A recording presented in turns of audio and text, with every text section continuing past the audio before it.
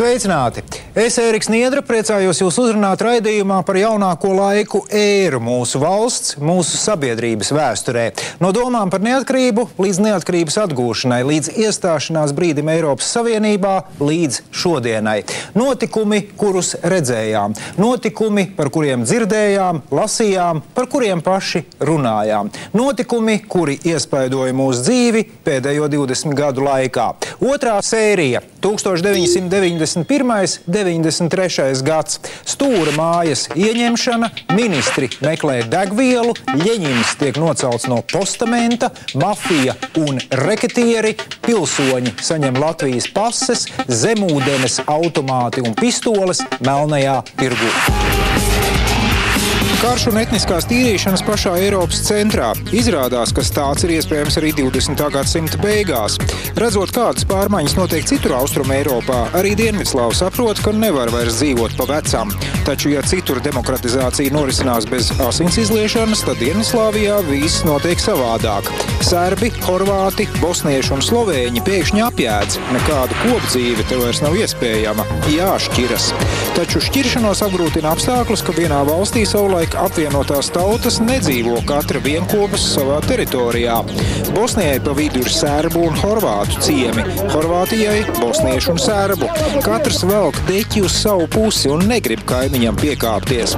Iznākums ir likumsakarīgs. Vienā brīdī strīdnieki ķeras pie ieročiem. Pirmie sāk serbi un slovēņi, taču šis karš ilgst 10 dienas un beidzas ar to, ka Slovēnija izstājas no Dienvidslāvijas. Serbu, bosniešu un horvātu attiecību skaidrošana ir ievērojamā asņaināka un turpinās ilgāk, ar mainīgām sekmēm un pārtraukumiem 4 gadus. Netik asiņaini, taču pietiekami dramatiski notikumi risinās arī Padomju Savienībā. Vienbrīd liekas, ka visām demokrātiskajām pārmaiņām pienācis gals. 19. augusta rītā padomju pilsoņus pamodina klasiskā mūzika. To radio parasti atskaņo, ja valstī noticis kas slikts, piemēram, nomirs kārtējais partijas vadonis. Šoreiz gan vadonis nav miris, bet tikai savārdzis. Saskaņā ar valdības oficiālo paziņojumu PSRS ģenerālsekretārs Mihails Gorbačovs veselības stāvokļa dēļ uz laiku pārtrauc pildīt savus pienākumus. Taču vieta nepaliek tukša. To ieņem viceprezidents Genādijs Janājevs un valsts ārkārtas stāvokļa komiteja. Tas ir klasiskais valsts apvērsums, jeb pučs, tikai reti diletantiskā izpildījumā. Kad tūkstošiem maskaviešu sapulcējas, lai aizstāvētu nesen ievēlēto Krievijas prezidentu Borisu Jeļcinu un nepieļautu demokrātijas iznīcināšanu, tad izrādās, pučistiem tomēr nepietiek apņēmības iet līdz galam un pielietot spēku pret tautu. Un pat ja apņēmības pietiktu, armija tik un tā neizrāda ne mazāko vēlēšanos sarīkot asinspirti. Iznākums – pēc pāris dienām pučisti tiek apcietināti un Gorbačovs var atgriezties no vasarnīcas Krimā, kur atradās mājas arestā. Atgriešanās nav triumfāla. Gorbačovs izskatās neierasti apmulsis. Apjukums ir pamatots. Padomju valsts brūk un gāžas, republikas viena pēc otras pasludina neatkarību. Gada beigās Gorbačovam atliek vien televīzijas uzrunā paziņot, ka Padomju Socialistisko Republiku Savienība savu pastāvēšanu ir beigusi. Gorbačovu tagad vērtē dažādi, tomēr nenoliedzam, ka viņš ir padarījis ļoti daudz vērtīga. Pats būdams vecās sistēmas produkts, viņš iedarbināja mehānismu, kas neatvairām salauza šo satrunējušo sistēmu. Padomju impērijas sabrukumā savu roku pielika arī Latvija. Baltijas republikas bija tās, kuras izbaudīja Kremļa dusmas. Brīvību gribējāt? Desantniekus, omoniešus un komendantu stundu jūs dabūsiet ne brīvību. Tomēr izrādījās, ka ar dažiem desmitiem saniknot omoniešu ir par maz, lai piespiestu baltiešus atgriezties Maskavas apkampienos. Vēl janvāra sākumā padomju vadoņi Maskavā baltiešiem apgalvo. Uztraukumam, ka Kremlis Baltijā varētu pielietot spēku, nav pamata. Paiet vien dažas dienas, kad visiem kļūst skaidrs, tie ir meli. Viļņā padomju armija mēģina ieņemt televīzijas turni, taču ap to sapulcējušies tūkstošiem cilvēku.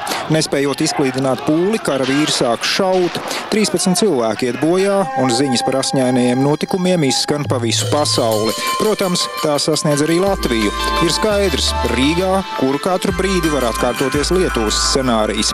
Lai to nepieļautu, tauta tiek aicināta aizsargāt svarīgākos objektus – valdības ēku, parlamentu, televīzijas kompleksu, sakaru centrāli. Ap tiem dažu stundu laikā izaug improvizētas barikādes, kravas automašīnas, traktori un betona bloki. Tautas atsaucība ir fantastiska. Cilvēki pulcējas ap ugunskuriem, klausās radio, pārspriež pēdējos notikumus un ir gatavi viens ar otru dalīties pēdējā. Visus vieno kopības sajūta un apņemšanās. Mēs savu brīvību nosargāsim. Šo apņemšanos nespēja sagraut pat regulārie Kremlim lojālo OMON vienību uzlidojumi. Kronis visam - omoniešu uzbrukums iekšlietu ministrijai. Rīgas centrā izceļas apšaude, kurā dzīvību zaudē 5 cilvēki. Ziņas par to atkal izplatās pa visu pasauli, un Maskavas kungi ir spiesti taisnoties. Maskavas tonis kļūst pielaidīgāks, un attiecībās starp Kremli un dumpīgajām Baltijas republikām iestājas tāds kā miera periods. Taču tās ir klusums pirms vētras. Tiklīdz Latvija sasniedz ziņas par augusta puču Maskavā, Rīgā sākas rosība. Kompartijas līderis Alfrēds Rubiks vāji slēpdams gandarījumu paziņo. Par visām savām izdarībām un visiem tiem saucieniem, tā skaitā arī Ivāna kungam, kurš te ir daudz ko sarunājis, gan partijas adrese, gan citās adreses. Vajadzēs likuma priekšā atbildēt, par to es esmu pārliecināts. Omoniešu un armija ieņem valdības māju, radio un televīziju. Liekas, ka viss ir zaudēts. Par brīvību varam aizmirst. Augstākā padome gan pasludina neatkarību, taču nav pārliecības, ka to reāli piedzīvosim. Vēsturiskā lēmuma pieņemšanas brīdī pārsimt metrus no parlamenta stāv OMON bruņumašīnas. Tomēr biedra Rubika prieki ir pāragri. Pučisti zaudē, un Alfrēds Petrovičs pašam par lielu pārsteigumu tiek arestēts un nonāk uz apsūdzēto sola. Tiesa savu pārliecību atšķirībā no citiem nesenajiem komunistiem viņš nemaina. Vienā brīdī situācija ir mainījusies par 180 grādiem. Rubiks ir cietumā, kompartija aizliegta, bet Ļeņina pieminekļi tiek demontēti. Rīgas galvenais Ļeņineklis gan negrib padoties. Vadoņa figūra postamentam piestiprināta tik pamatīgi, ka strādniekiem nāks mocīties visu nakti, kamēr to dabū nost. Slēgti tiek nevien kompartijas biroji, bet arī iestāde, no kuras visi baidījās - Valsts drošības komiteja, ja bēdīgi slavenā Stūra māja.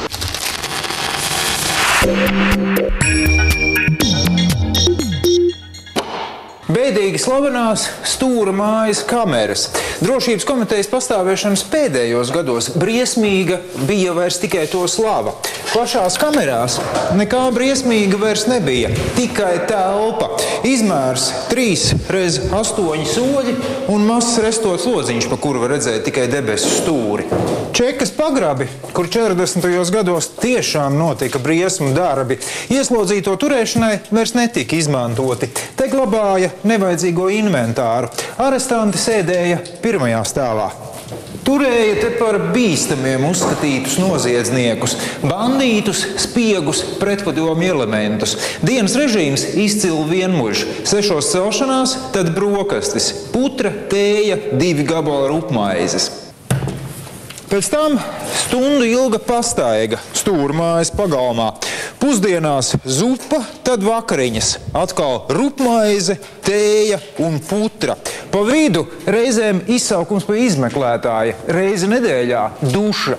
Izklaidēties varēja lasot cietuma un bibliotekas grāmatas, ideoloģiski pareizos Viļa Lāča un Maksima Gorkija darbus. Pienesumi no radiniekiem atļauti pāris reizes mēnesī, tos stingri kontrolēja. No grāmatām tikai bībeli un mācību literatūru, cigaretes tikai bez filtra. Filtrus cietumnieki lūk varēja izkausēt un pagatavot no tiem asmeni, ar ko pārgriezt sev vēnas. Drošības apsvērumu dēļ atņēma arī siksnu, kurpju šņores un pat pūksteni. Taču gods kam gods, 70. un 80. gadu čekisti rokas vairs nepalaida. Spīdzināšanu un fiziskās vardarbības laiks bija palicis pagātnē. Vēsturiska telpa. LPSR drošības komitejas 219. kabinets. Tieši te 1991. gada rudenī dažus mēnešus tika glabāti slavenie čekas maisi, aģentūras uzskaites kartoteika, citiem vārdiem sakot, stukaču saraksti. Drošības komitejas dokumentus pārņēma uzreiz pēc augusta puča. Aizzīmogotos maisos un čemodānos tie glabājās 2 telpās – 219. un 331. kabinetā. Arī tos aizzīmogoja. Kuriozi, bet tepat blakus kabinetos turpināja strādāt Valsts drošības komitejas virsnieki. Paša komiteja aizklapēja ciet dažus mēnešus vēlāk, kad bija jau sabrukusi Padomju Savienība. Tātad čekas maisi, stūra māju pameta ātrāk nekā paši čekisti. Maisus aizgādāja uz drošāku vietu Latvijas Republikas augstāko padomi, kur ieslēdza apsargātā seifā. Pārvešana gan radīja leģendu, kas ir dzīva vēl šobaldiem, par to, ka daļa kartotēkas uz stūra mājas trepēm izbirusi un daļa dokumentu pačabējusi. Īstenībā šai stāstā ir tikai daļa patiesības. Dokumenti izbira gan, taču nevis stukaču saraksti, bet mazāk svarīgā operatīvās meklēšanas kartotēka. Un izbira tāpēc, ka nebija ievietota maisos, bet gan parastās kartona kastēs. Izbirušos dokumentus savāca un aizgādāja uz parlamentu, taču sazvērestības teorija jau bija dzimusi. Turpmākajos gados vien retais ticēja, ka valsts rīcībā ir nonākuši pilnvērtīgi stukaču saraksti. Un droši vien nebija arī, jo vērtīgākos dokumentus komiķečiki evakuēja uz Maskavu jau pirms Augusta puča. Brīvība atnāca tik negaidīti, ka pārsteidz Latviju nesagatavotu. Jā, mēs zinājām, kā cīnīties pret padomju režīmu, cēlām barikādas un rīkojām mītiņus, bet ko darīt ar padomju mantojumu, uz kura drupām nācās celt neatkarīgu valsti? To mēs vēl nezinājām. Un nebija arī laika apsēsties un padomāt, jo milzu problēmas sekoja vienotrai. Sākas tā sauktais biznesa turisms. Turists ceļā dodas, piekrāvis savu mašīnu ar dažādām mantām, konserviem, degvīnu, kafijas zirneviņām, gumijas zābakiem un tā tālāk. Tas viss domāts pārdošanai Polijā. Pretī var dabūt dažus dolārus. Tiesa, lai tiktu līdz Varšavas tirgumu, vispirms jāizstāv nenormāli rindu uz Polijas-Lietuvas robežas. Ja tiki cauri ar 10 stundu gaidīšanu, varēja uzskatīt, ka tev ir paveicies. Pēc Augusta puča kļūst skaidrs, kā neatkarīgai valstī Latvijai vajadzīgi savi karavīri. Vispirms nodibina zemessardzi, brīvprātīgu un pēc teritoriālā principa veidotu bruņotu formējumu, kurā īsā laikā piesakās pāri par 10 000 vīru. Grūtāk ir ar armiju. Sākumā tiek pieļaut doma, ka pēc tās varētu iztikt, taču parlaments tomēr pieņem lēmumu par obligātā militārā dienesta ieviešanu. Pēc skata gan pirmos Latvijas karavīrus grūti atšķirt no padomju zaldātiem. Tādas pašas formas ar ausainēm, fufaikas, bet atšķirīgas tikai kokardas. Gada auto bruņu transportieris BTR. Ar tādiem izinās tumsas spēki, omoniešu un padomju desantnieki. Trokšņains un nepārāk ērts transporta līdzeklis, taču ļoti noderīgs laikā, kad brīžiem nav skaidrs, kas tad valstī ir pie varas. Arī degvielas patēriņš liels, teju litrs uz kilometru.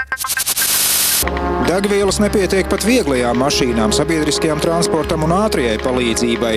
Benzīna piegādes no Krievijas samazinās gandrīz līdz nullē, tādēļ valdībai nāks ieviest degvielas talonus. Normas ik pa brīdim mainās un ir mēneši, kad privātā transporta īpašniekiem nākas iztikt vien ar 20 litriem benzīna.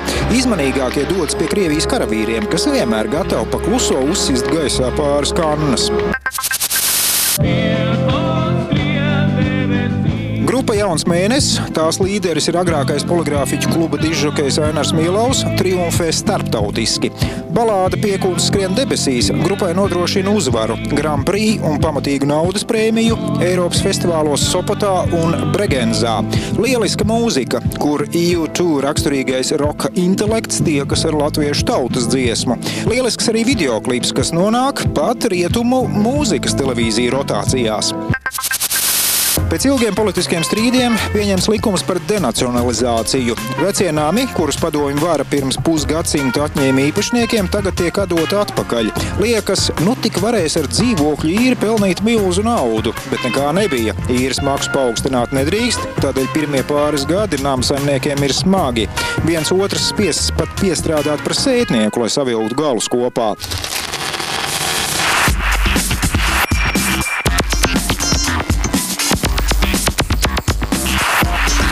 Kā risinājāt maksāt nevisai spējīgo īrnieku jautājumu?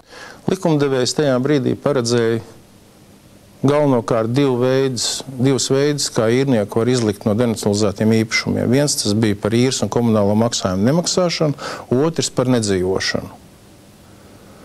Ja īre tajā laikā bija 7,5 centīmi, līdz 97. gadam pastāvēja 7,5 centīmi par kvadrātmetru un komunāliem maksājumi bija gandrīz 10 reizes lētāk kā šodien, tad atļaušos apgalvot, ka pārsvarā tas nebija finansiāls dabas jautājums. Bija pietiekoši daudz turīgi cilvēki, kas brauca dārgām mašīnām, staigāja dārgos kažokos, bet viņi principiāli nemaksāja namīpašniekam, jo tas viņiem nebija psiholoģiski pieņemami.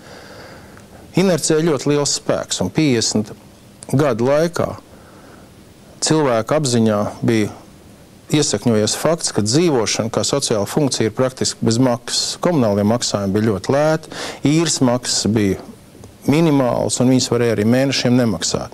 Un tagad 91. gadā, pēc 91. gada novembra, kad tika pieņemts likums par namīpašumu denacionalizāciju, pēkšņi uzrodas namīpašnieks, kas grib no tevis saņemt šo īres maksu un pieprasa, lai tu nemēslo kāpņu telpā, un tas daudziem bija psiholoģiski nepieņemami. Viena Padomju Socialistisko Republiku Savienība no pasaules kartes bija izzudusi, taču uz rietumiem no Latvijas atradās cita, stipra un ietekmīga Eiropas Savienība. Nosaukumi līdzīgi, taču būtība pilnīgi atšķirīga. Nav nekāda centra diktāta, nav vardarbības. Visas vienošanās Eiropas Savienībā tiek panāktas sarunu ceļā un ir visām dalību valstīm izdevīgas. Nav vairs viena priekšnieka, kas bargā molsī mācītu citiem dzīvot. Vārdu sakot, demokrātija Eiropas gaumē un līdz šim vēl neredzēts valstu savienības modelis. Pamati Eiropas Savienībai tika likti ievērojami agrāk, 1951. gadā, kad vairākas Eiropas valstis vienojās par vienota tirgus principiem un ekonomisko barjeru nojaukšanu starp valstīm. Taču situācija Eiropā ir mainījusies līdz nepazīšanai, jo vairs nav divu dažādu sistēmu – sociālismu un kapitālismu, kas viena uz otru skatītos kā uz ienaidnieku. Brīvāk preču apmaiņu un cilvēku kustību taču nāks par labu visiem. Pie šāda secinājuma nonāk 12 Eiropas valstis.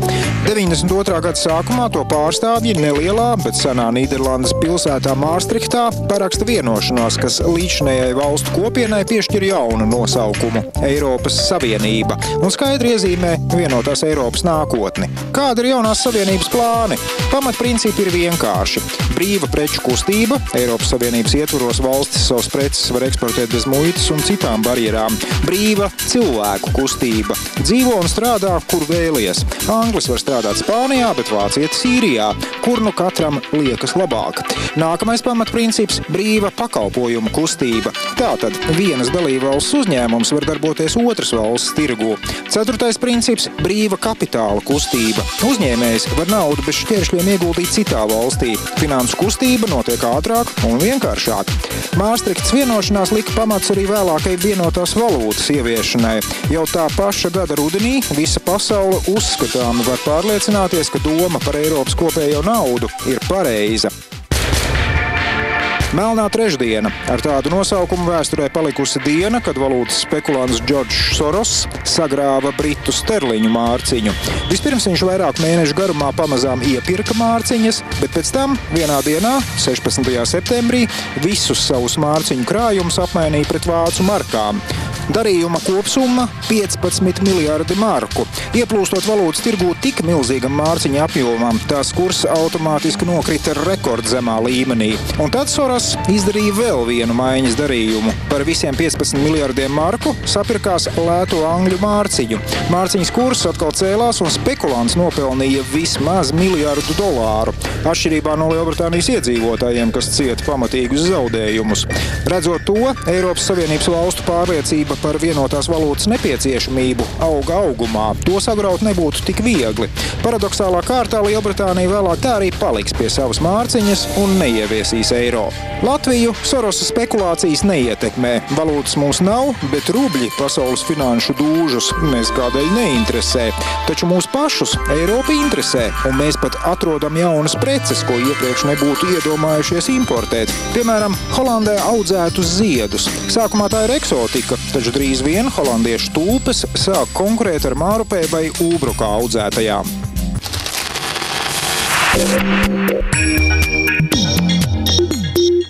Ziedi ir viens no Nīderlandes ekonomikas balstiem.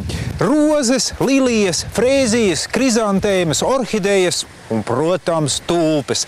Tieši tulpju dēļ pirms 300 gadiem Nīderlanda piedzīvoja vienu no pirmajām ekonomiskajām krīzēm Eiropā. Tulpju sīpolu cena dažu gadu laikā kāpa tādos tempos, ka tirdzniecība ar tiem atgādināja nesen pie mums Latvijā piedzīvoto nekustamo īpašumu bumu. Vienīgi cilvēki pirka nevis mājas un zemi, bet gan necilos tulpju sīpolus. Todēļ pat kredītus ņēma un īpašumus ieķīlāja. Luksus limuzīni tolaik vēl nebija izgudrots, tāpēc bagātniekiem par statusu apliecinājumu kalpoja tulpes. Jo vairāk, jo labāk.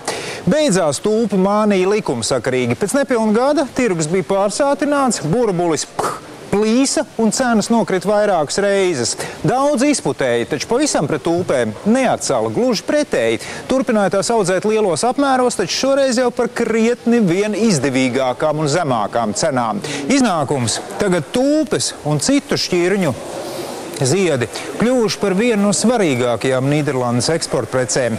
Apjomi iespaidīgi. Viena gada laikā Nīderlanda eksportē ziedus 6 miljārdu eiro apmērā.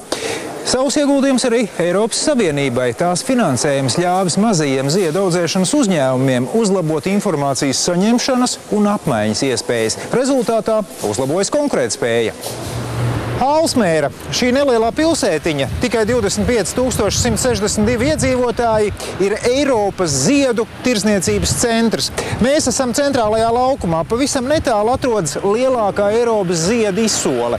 Katru dienu šeit tiek pārdoti 19 miljoni grieztie ziedi un vēl 2 miljoni ziedu podiņos. Izvēle galvu reibinoša un ne tikai ziedu smaržas dēļ. Podiņos iedēstītās puķes vien šeit ir pieejamas vairāk nekā 2000 šķirnes, nerunājot nemaz par kaktusiem, papardēm un tam līdzīgiem augiem. Ne visi šie zaļumi tiek audzēti tepat uz vietas. Alsmērā nonāk ne tikai Nīderlandes produkcija, bet arī kaimiņu valstu ziedi, miljoniem un miljoniem ikdienu. Izsoles kārtība gan pēdējo gadu laikā sāk mainīties. Ja agrāk visi uzpircēji sēdēja auditorijā un sauca summas, tad pēdējo gadu laikā trešdaļa pirkumu tiek izdarīta internetā. Tieši no Alsmēras uz Latviju ikdienu ceļo rozes, krizantēmas, tulpes un citi ziedi, ko varam nopirkt kioskos un veikalos. Patiesībā no Sipholas lidostas, kas atrodas no šejienes 3 kilometrus uz ziemeļiem. Būtībā šī lidosta paralēli pasažieru pārvadājumiem ar to vien nodarbojas, kā apkalpo ziedu pārvadājošās lidmašīnas.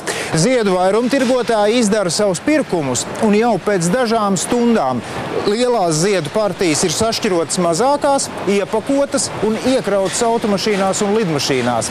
Un vēl pēc dažām stundām ziedi jau ir veikalos Rīgā, Romā vai Reikjavikā. Latvija vēl nedomā iestāties Eiropas Savienībā. Kas tādus nabagus tur ņems? Vispirms jāsaved kārtībā saimniecība pašu mājās. Pagaidām iet kā pa celmiem. Reforma reformai galā un visas saucas gudros vārdos. Denacionalizācija, privatizācija, naturalizācija un tā tālāk. Garlaicīgi nu diena nav, taču patīkami arī nē. Visi dzīvo no rokas mutē, nezinot, ko nesīs rītdiena. Būs maize, medikamenti, degviela un citas pirmās nepieciešamības preces vai nē. Ministri siro par pasauli, meklējot palīdzību. Un palīgi tiešām atrodas. Sākas humanās palīdzības, jeb kā tautā saka, humpalu laiki. Bagātās valstis nabaga Latvijai sūta gan noderīgas lietas, gan pašiem vairs nevajadzīgus niekus. Lielā vairumā saņemam labību. Valdībai liekas, ja nebūs graudu krājumu, bats būs klāt. Drīz vien izrādās, ka tik traki nav, jo Latvijas zemnieki tautu tomēr spēja pabarot. Beigās no daļas atsūtītās labības nākas atteikties, citādi vietējiem lauksaimniekiem nebūs kur likt savējo. Zviedri Latviju aplaimo ar aizvēsturiskām bruņmašīnām un 50. gadu armijas velosipēdiem. Latviešu militāristi domā, ko darīt ar velapēdiem, līdz beidzot atdot tos pasniekiem. Taču ir arī tiešām noderīga palīdzība. Tā vairākus mēnešus Latvijas slimnīcas pārtiek gandrīz tikai no humpalu medikamentiem vien. Citu zāļu vienkārši nav, jo līdzinējā padomju medikamentu piegādes sistēma ir sabrukusi. Valdība grūtajā laikā dara, ko var. Tās vadītājs Ivars Godmanis gan ik pa brīdim skaļi pabrīnās, kā mēs visi vēl dzīvi esam, taču raujas vaigas viedros. Lai piedabūtu tirgotājs maksāt nodokļus, tiek ieviesti kases aparāti. Valdības nostāja principiāla. Ja nav kases aparāta, bodi klapējam ciet. Veikalnieki kurni taču pamazām kases aparātus sāk lietot. Lai paglābtu tos valsts uzņēmumus, kas vēl darbojas, tiek nolēmts tos nodot privātu uzņēmējiem. Tātad jāveic privatizācija. Bet kā izdarīt tā, lai savus gabaliņš kopējā īpašuma tiktu katram un neviens nejustos apdalīts? Ekonomisti iesaka ieviest privatizācijas certifikātus. Katram iedzīvotājiem tiek noteikts certifikātu skaits, ar ko viņš var rīkoties pēc saviem ieskatiem. Var tos samainīt pret kādas rūpnīcas akcijām, privatizēt dzīvokli vai arī vienkārši pārdot. Atrodas gan oponenti, starp tiem arī pats premjerministrs, kas iebilst, lielas jēgas no certifikātiem nebūs. Ja visi tos ieguldīs uzņēmumos, tad ar tik daudziem maziem akcionāriem tie būs grūti pārvaldāmi.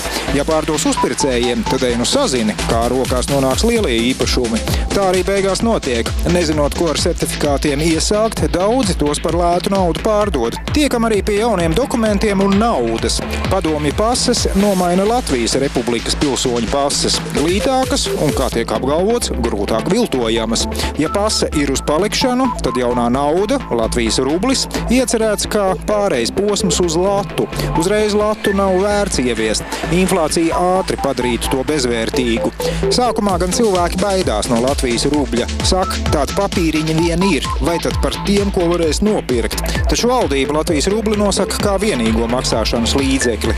Veikalniekiem vairs nav kur likties, nākas vien pieņemt repsīšus. Tā jauno naudu sāk saukt tautā par godu Latvijas bankas prezidentam.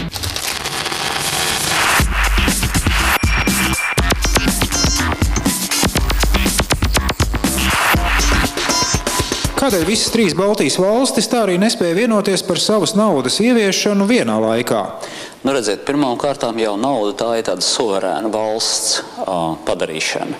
Un tajā laikā vēl nebija tik plaši izplatītas idejas, piemēram, par apvienoto Eiropas naudu vai par apvienoto Baltijas naudu. Tādas idejas bija, bet tomēr katrā valstī bija sava situācija, mazliet arī savi plāni un politika. Arī Baltijas valstis katra rīkojās mazliet atšķirīgi. Nu, un tādas tiesības, acīm redzot, valstīm ir. Līdz ar to mēs gājām vienkārši savu ceļu, kā tas ir vislabāk atbilstošs mūsu vajadzībām un situācijai, un pārējās Baltijas valstis rīkojās taisni tāpat. Vai zinājāt, ka Latvijas rubļus tautā sauc par repsīšiem vai repšikiem? Kādas emocijas tas radīja? Jā, es to zināju, tā sakot, radītāja vārdā, un ņemot vērā, ka tā nauda godam kalpoja un savu uzdevumu izpildīja, pat ar uzviju, tad jutu, zinām, lepnumu.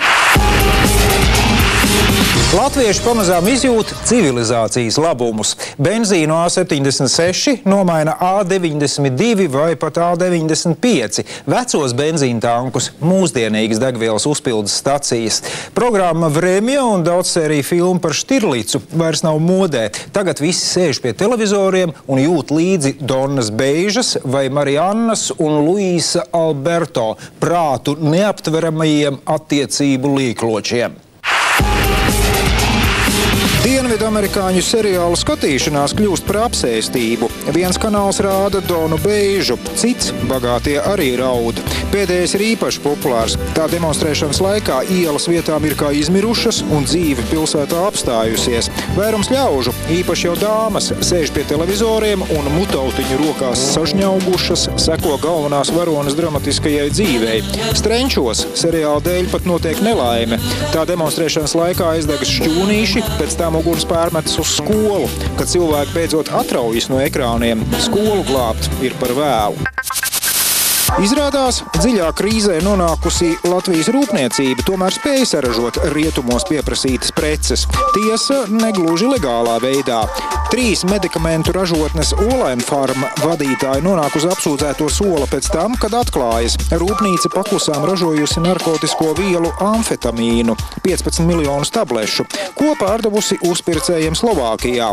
Latvijā tobrīd tik smalkas narkotikas vēl nav pieprasītas. Visiem 3 vainīgajiem piespriež cietumsodu.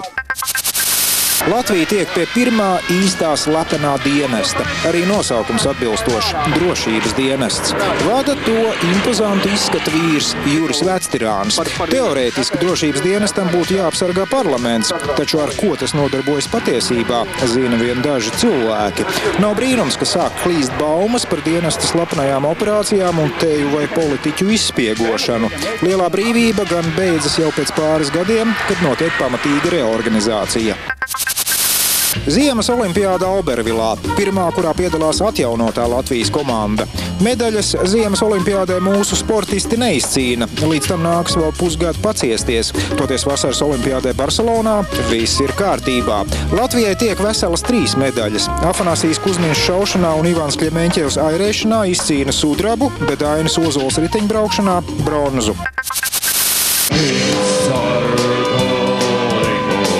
Tiek dibināta viena no Latvijas visu laiku jautrākajām un asprātīgākajām apvienībām – grupa Labvēlīgais tips. Tās līderis, TV režisors un dižžokejs Andris Freidenfelds, ir vienkārši Fredis.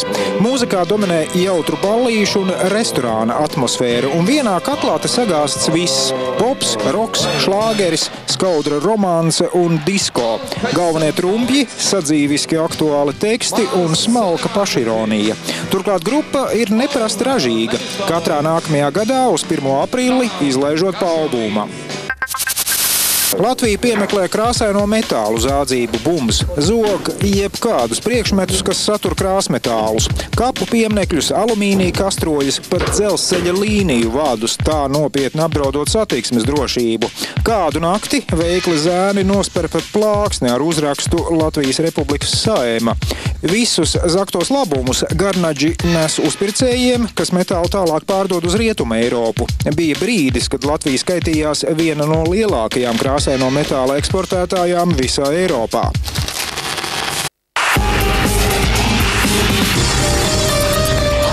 Rietuma Eiropa apvienojas, bet Austruma Eiropa gluži pretēji sadalās. Čehoslovākijas vietā nu ir Čehija un Slovākija, bet Dienvidslāvijā vispār vairs neko nevar saprast. Bijušās sastāvdaļas nikni karo savā starpā. Miera nav arī Krievijā. Tur prezidents sastrīdas ar viceprezidentu parlamentu. Beidzas, kā jau tas daždien Krievijā ierasts, ar šaušanu. Politiskās sistēmas un varas maiņa, kā redzams, mēdz būt grūts un pat asiņains process. Nepatīkamie procesi notiek austrumos, bet rietumnieki tikmēr domā par apvienošanos. Rietuma Eiropa nedomā norobežoties no Austruma Eiropas un veidot kaut kādas pelēkās zonas. Tas tiek pateikts skaidri un nepārprotami. Ja kāds vēlas pievienoties Eiropas Savienībai, laipni lūdzam. Tikai vispirms būs jāizpilda daži mājas darbi. It kā jau nekā sarežģīta te nav. Jāievēro cilvēktiesības un minoritāšu tiesības, jāievieš tirgus ekonomika, jāsamazina inflācija un jāizveido eiropeiska valsts iestāde. Dzīvē ar šo normu ievērošanu tik raiti viss neveiksies. Paies 10 gadi, līdz Austrumeiropas valstis sasniegs Eiropas standartus.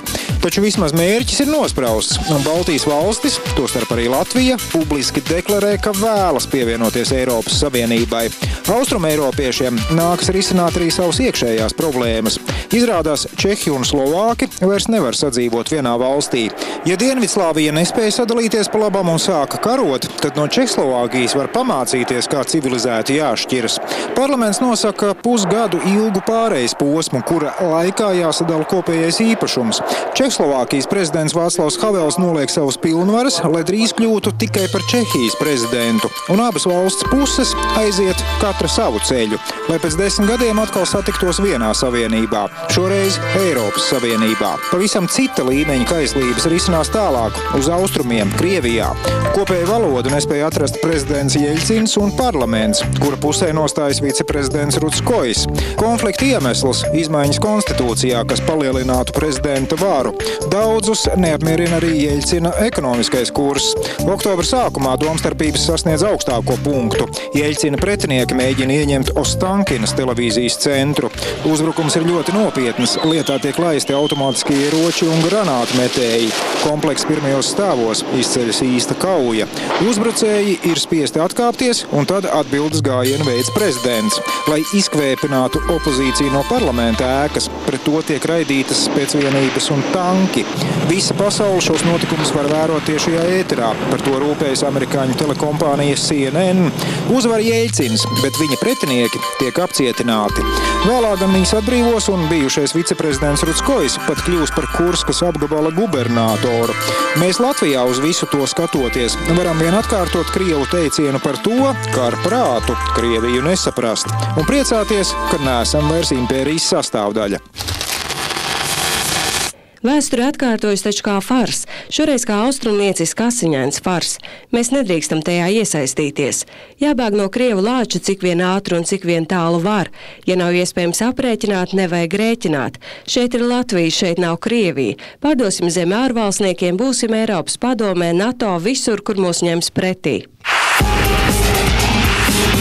Šauji ne tikai Dienvidslāvijā un Krievijā, bet arī Latvijā. Gan ne militāristi, bet bandīti. Ir sācies mafijas karu laiks. Uzzinām, ka par jumtu sauc ne tikai to, kas virs galvas, bet arī to, kam jāmaksā, lai tavu veikalu neuzspridzinātu un pašu nepiekautu.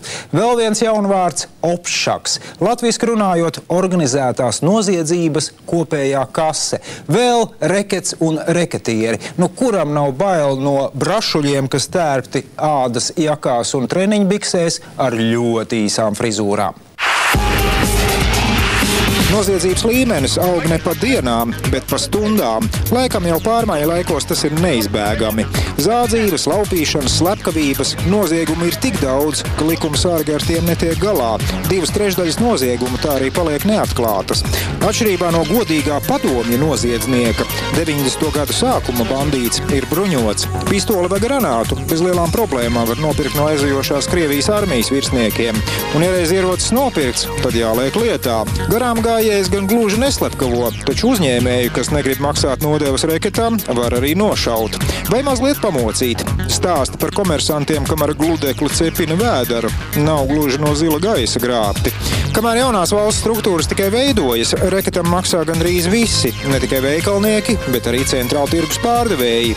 Pēc svešas naudas tīko ne tikai kriminālisti vien, finansu piramīdas, blēdīgi kantori, kas attāli atgādina bankas. Atnes mums 100 latus, bet pēc pāris mēnešiem atpakaļ saņems 150. No šāda piedāvājuma grūti atteikties. Noguldījumu firmu ir bez sava gala. Pīlārs, Ābelītes, Latgalīte, Interprogramma un tā tālāk.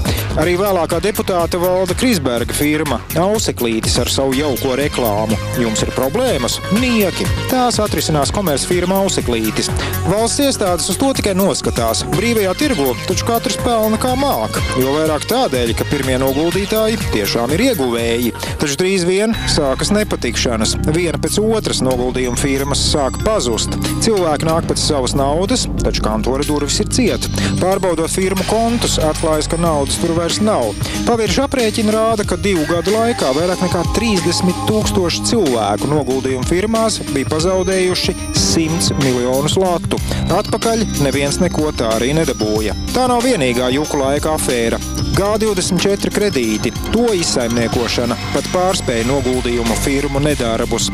Attīstītās valstis tos piešķir Latvijas ekonomikas stabilizēšanai, un pirmā nauda patiešām tiek izlietota daudz maz saprātīgi. Degvielas un minerālu mēslu iegādē lauksaimniekiem. Tiesa, jau tad veikli vīri silda rokas uzņemoties kredītu apsaimniekošanu. Zemnieki saņēma nevis naudu, bet gan degvielu, kas pirkta dārgāk par tirgus cenu. Kur paliek starpība, varam vien minēt. Nākamā kredīta porcija jau tiek vienkārši izniekota. Tos dala pēc nesaprotamiem principiem, un nevienam tā īsti nav skaidrs, kāds ir naudas sadalas mērķis. Ir arī labas ziņas. Pirmo reizi pēdējā pusgadsimta laikā Latvijai atkal ir valsts prezidents. Prezidenta izvēle ir simboliska. Augstajā amatā Saeima ievēl pēdējā Latvijas brīvvalsts vadoņa Kārļa Ulmaņa radinieku Gunti.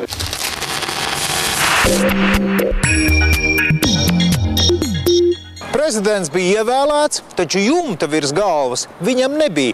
Pēc tradīcijas valsts prezidentam vajadzēja apmesties šeit, Rīgas pilī, taču tobrīd tas nebija iespējams. Telpas vēl nebija atbrīvojuši iepriekšēji iemītnieki, skolēni. Padomi laikos senajā ēkā bija Pionieru pils, bet pēc neatkarības atgūšanas to nosauc par skolēnu pili. Bērni, kuriem patiesībā neviens piekrišana neprasīja, bija ar mieru telpu sadot prezidenta onkulim, taču sākumā tas tik un tā vajadzēja izremontēt. Pagaidu rezidencei izvēlējās Maikapara namu. Skaista divstāva ēka Rīgas centrā. Agrāk piederējusi tabakas rūpniekam Maikaparam, bet vēl pirms tam tirgotājam Vāgneram. Namu 1876. gadā būvēja pēc arhitekta Roberta Pflūga projekta. Viņš piedalījies arī Saeimas namu projektēšanā. Bija viņam zināt, ka abas šīs ēkas kādreiz iemiesos neatkarīgās valsts varu. Arī bez Latvijas politiķiem nama ievērojamo iemītnieku saraksts 100 gados bijis iespaidīgs.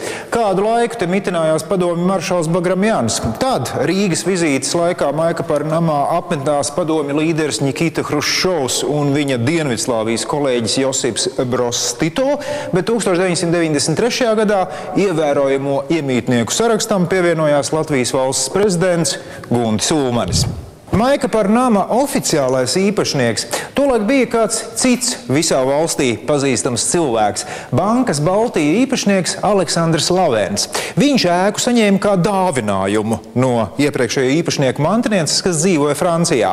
Paveicās cilvēkam. Tieši no Laventa tad prezidenta kanceleja namu uz pusotru gadu iznomāja. Lai arī no skata glīts īsti piemērots prezidenta rezidencē, tas tomēr nebija. Ar iekštelpām vēl viss kārtībā, varēja gan apspriedes rīkot, gan ārzemju viesus uzņemt. Arī sakaru līnijas bija iekārtotas atbilstoši prezidenta rezidences vajadzībām. Problēmas radīja vietas trūkums. Ja sabrauc tā pavairāk viesu, īsti nebija kur mašīnu nolikt. Un vēl jau drošības apsvērumi.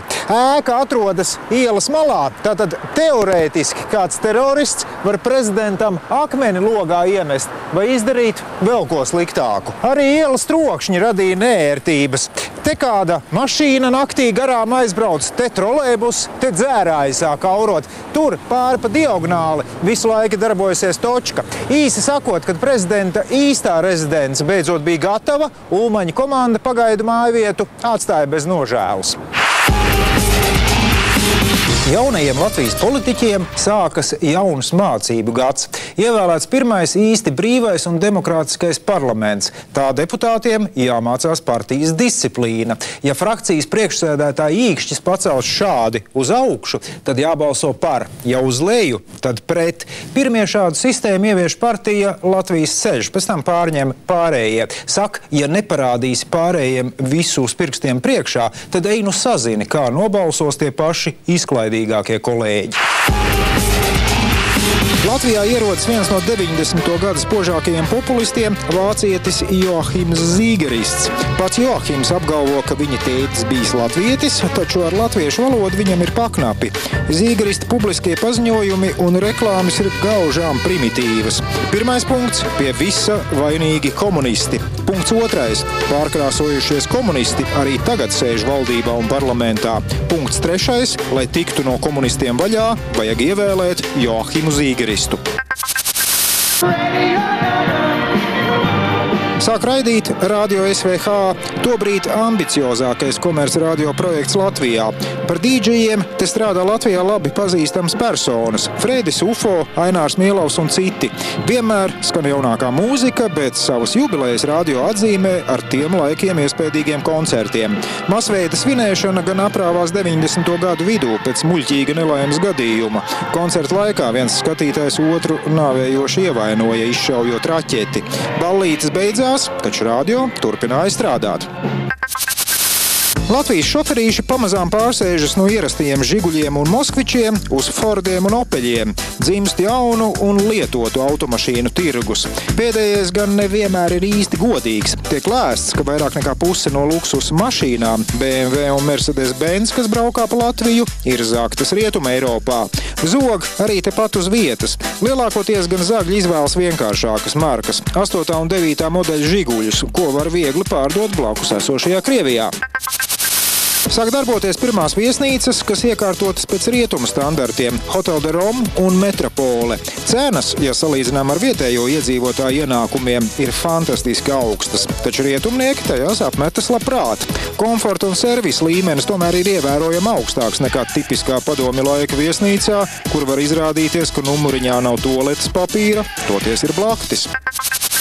Bolderāja kļūst par starptautisku bruņojuma tirgus placi.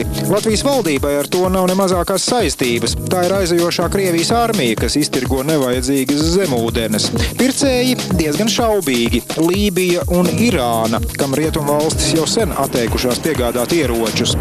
Krieviem nekādu muļķīgu aizspriedumu nav, kā tik maksā valūtā. Cena no $150,000 uz augšu. Daļa sabiedrības iepazīst jaunu aparātu. Saucas mobilais telefons. Sver apmēram puskilogramu un atļauties to var tikai bagāti cilvēki. Populārākais modelis Nokia 150 maksā tiem laikiem astronomisku summu – $1500. Arī sakari ir dārgi. Sarunas minūte maksā apmēram 40 centus. Tā kā sākumā visas sarunas nodrošina Somijā izvietotā aparatūra, tad ar Latvijas naudu neviens neķēpājas. Rēķini jāmaksā valūtā. Latvieši ir pat pārspējuši igauņus pārdoto aparātu skaita ziņā, jo mēnesī vidēji tiek pārdoti 70 mobilie telefoni. Aprīlī reģistrēts rekordskaits – 75, kas bija 42% no visā Latvijā pārdoto mobilo tālruņu skaita. Laika periods 1991–93. Tagad par naudu un ko par to varēja nopirkt. Tipiskākās, modernākās un interesantākās lietas, priekšmeti un apģērbi. Sāksim ar algu. Vidējā periodā tā ir 7,000 Latvijas rubļu, jeb 35 lati, kas adekvāts $51. Trešās sērijas 10-gadīgs BMW – 3,000. Litrs 92. benzīna, 50 Latvijas rubļi, jeb 17 santīmi. 3 dzīvoklis Zolitūdē, $2200. Kas plauktos? Royal Spirits ātri vien kļuva par tautas dzērienu, izkonkurējot Kanģu un Šņābiras Putinu. Tam etiķete krāšņāka, toties arī izmaksas dārgākas. Royalītis, tā spirtu mīļi sauc tautā, vēl arī par klavieru spirtu no krievu vārda royaļ. No litra spirta, atjaucot ar ūdeni, varēja iegūt 5 pudeles šņābja. Ekonomiskais efekts acīm redzams. Lašņikova automāts. Pateicoties zemesardzei un citiem bruņotajiem formējumiem, katrs sevi cienošs vīrietis 90. gadu sākumā bija ticis pie automāta. Rietumi Latvijai ieročus vēl nepārdeva, tādēļ bija jāiztiek ar ierasto padomju Kalašņikovu. Sliktā ziņa bija tā, ka pretēji cerētajam mājas skapī automātu tomēr neļāva glabāt. Kas gan vienam otram lauku vīram netraucēja doties meža cūku medībās ar automātu plecā. Banāni. Padomju laikā eksotiskie augļi bija deficīts. Nevienā padomju republikā tie neauga, bet valūtu to iegādēja valdība tērēt nebija noskaņota. Bija gan mums brālīgas valstis Āfrikā, taču ar tām ekonomiskā sadarbība parasti bija vienpusēja. Mēs viņiem tankus un automātus, viņi mums savu uzticību sociālismu idejām. Tādēļ tikai brīvā tirgus apstākļos latvietis beidzot varēja kārtīgi pieēsties banānus. Coca-Cola. Latvija 90. gadu sākumā bija unikāla zeme, jo tieši mūsu rūpnīca Veldze pēc licenzes vienlaicīgi ražoja 2 niknāko konkurentu dzērienus – Pepsi-Colu un Coca-Colu. Idila gan turpinājās 1 gadu, pēc tam rūpnīca zaudēja tiesības ražot Coca-Colu. Cilvēki gan Amerikas nacionālo dzērienu dzēra tik un tā, īpaši nepētot, kur tas taisīts. Gāzes baloniņš. 90. gadu sākumā noziedzības līmenis vēl bija augsts. Policija spēja aizsargāt nevienmēr. Bija jāsargā sev pašam. tiešām. Tādēļ par pašaizsardzības līdzekli numur 1 kļuva asaru gāzes baloniņš. Nekāda speciālā atļauja tā iegādē nav nepieciešama, arī nemaksā tas pārāk dārgi. Iepūt laupītājam ģīmī un laidies, kamēr ļaundars nav atjēdzies. Variācijas par pelnu trauku. Vienkāršākās kafejnīcās uz galdiņiem tiek likti šādi pelnu trauki, kas darināti no tukšām riekstu buņģiņām. Galdi šādos krogos parasti ir plastmasas un blakus improvizētajam skārda pelnu traukam greznojas mākslīgie ziedi. Pilnīgs minimālisms. Higiēniskās paketes. Pirmās pakešu reklāmas televīzijā bija īsts kultūra šoks. Nu kā tā var reklamēt tik intīmas lietas? Ja arī reklamē, tad vismaz darītu to naktī, lai bērni neredz. Vīriešu kārtas skatītāji gan to visu vēroja ar zināmu interesi. Nekad nebūtu domājuši, ka arī šāda veida precēm ir tik liela izvēle. Ar spārniņiem, bez spārniņiem un tā tālāk. Apģērbs. Modē nāk spilgtākas krāsas. Jūras zaļš, aveņu krāsas violets. Par to jāpateicas poļiem, jo tieši Polijā ražots apģērbs ir visējošākais, jo lēts.